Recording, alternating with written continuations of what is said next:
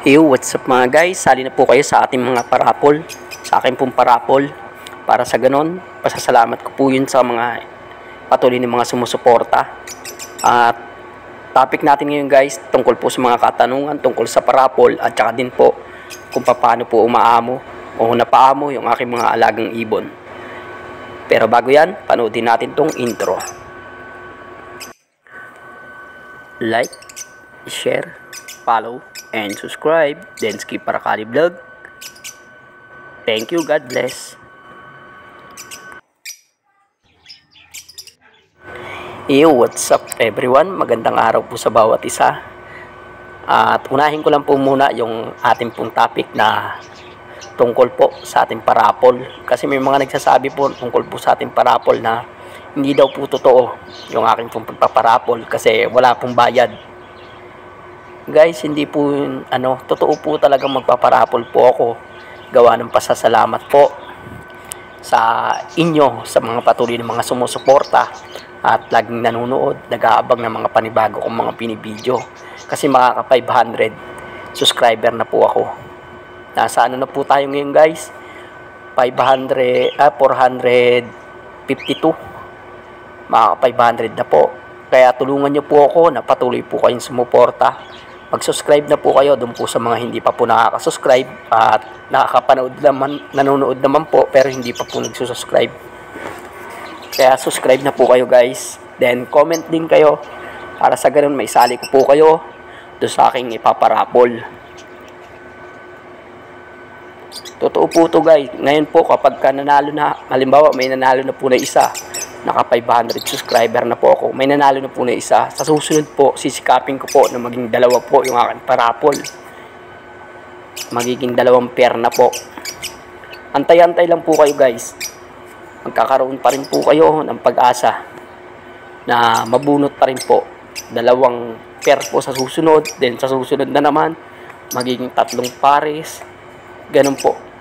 Iba-iba po may-ari, mga 3 raffle natin. Ganun ang gagawin natin. Una, isa lang, 1 pair. Pangalawa, 2 pair. Pero 2 raffle din yon. 2 ikot yon ng ruleta natin. Sa pangatlo, ganun din, 3 ikot ng ruleta para iba-iba po yung manalo. At tigi 1 pair po yun sa bawat isang ruleta na maipapaikot natin guys.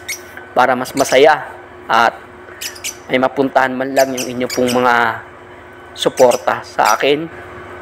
At may mga nagtatanong din na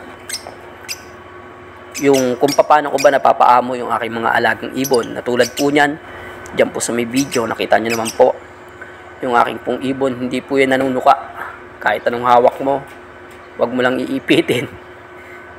Mabait po yan, maaamo po yung mga yan. Nagtataka po sila kung bakit paano ko raw napapaamo. Kasi po, yan po yung mga ibon na yan. Simula po nung bata pa po o yung maliit pa po, wala pa pong gaanong balahibo, inahawak-hawakan ko na po yan. Hanggang sa lumaki na po. Kasi po, yung tatay rin po niyan, yung mga alaga kong ibon na yan, handfeed po. Dati pong handfeed.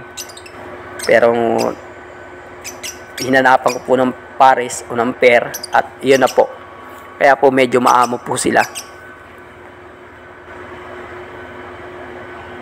Yun lang po guys. Doon po sa mga nanonood po ng mga baguhan po, subscribe na po kayo guys. At comment na rin po kayo. At shoutout po sa maging baguhan o datihan po na nanonood sa aking mga ina-upload ng mga video. Shoutout po sa inyong lahat. At wag po kayong magsasawang manood lagi. At patuloy na suportahan yung aking po mga binibideo. Shoutout din po sa aking pong mga kasama dito sa aking trabaho. Yung mga boss ko dito sa trabaho ko. Hindi ko na po kayo iisa-isayin pa. Shoutout po sa inyong lahat. Then, doon po sa family ko. Hindi ko na rin po kayo iisa-isayin pa. Sa mga pamangkin, mga pinsan, kahit sino sa inyo na mga patuloy na mga nanonood at laging sumusuporta. Marami pong salamat sa inyong lahat. God bless. Thank you.